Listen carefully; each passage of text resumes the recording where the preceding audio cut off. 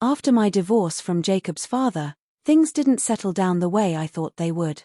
I thought once the papers were signed and the legalities were behind us, life would go back to some kind of normal, even if it was a new kind. But nothing about starting over is easy. And certainly not when your stepson, who isn't really yours by blood but still feels like yours, ends up moving back in with you because he's got nowhere else to go. Jacob, my ex-husband, had full custody of his son Evan after their messy custody battle. Evan was 16 when we split, and although I wasn't his biological mother, I had been in his life since he was 10. I raised him like my own.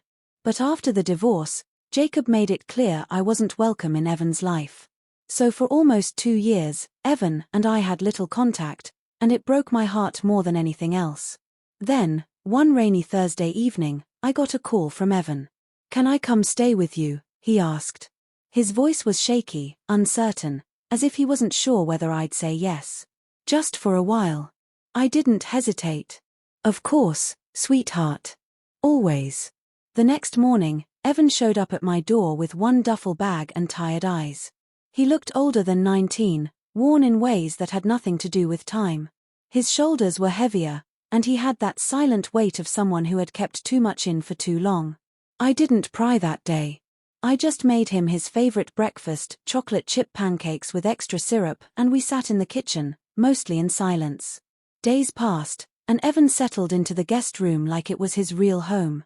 He was polite, helpful, always offering to do the dishes or take out the trash. But something was off.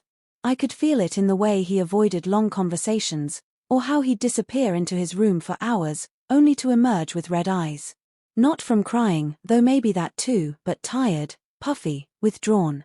One afternoon, after returning from the grocery store, I walked past his room to drop off some laundry.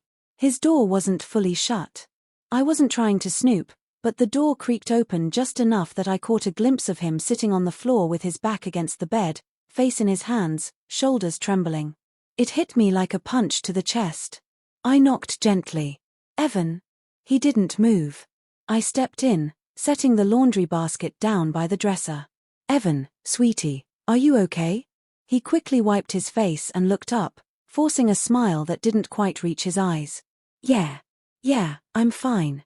Just tired." "No, you're not," I said softly, sitting on the floor beside him. "Talk to me, please."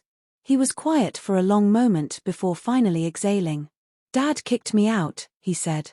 "He found out I've been going to therapy, and that I told my therapist about what happened with him and Linda." Linda.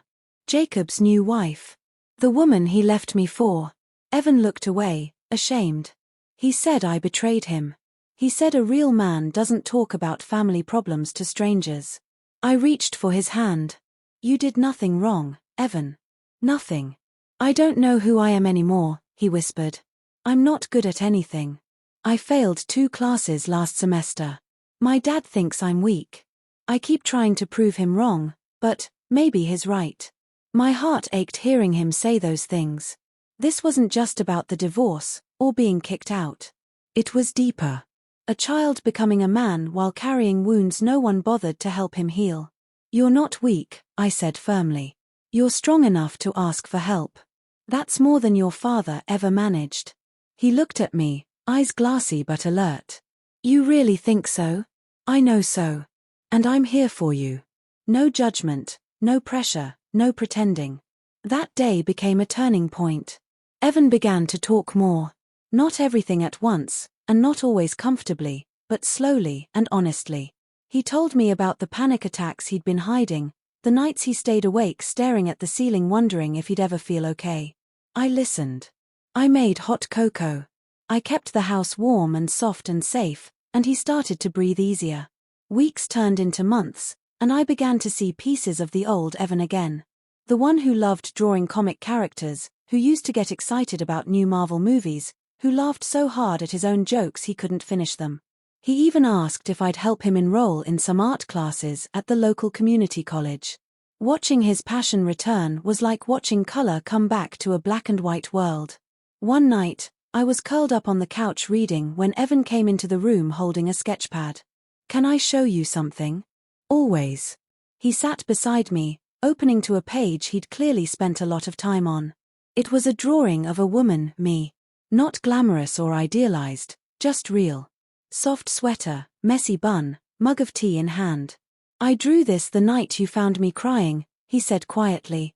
"I don't think I ever told you, but that moment, it saved me."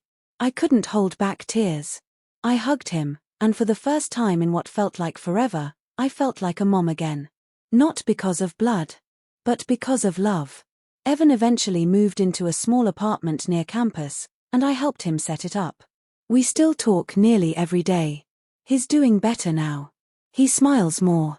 He even calls me mom again, sometimes out of habit, sometimes because he wants to. Life didn't go the way I planned. But in helping Evan, I found something stronger than any plan I ever had. A purpose. A bond. And a family that refused to fall apart even when everything else did.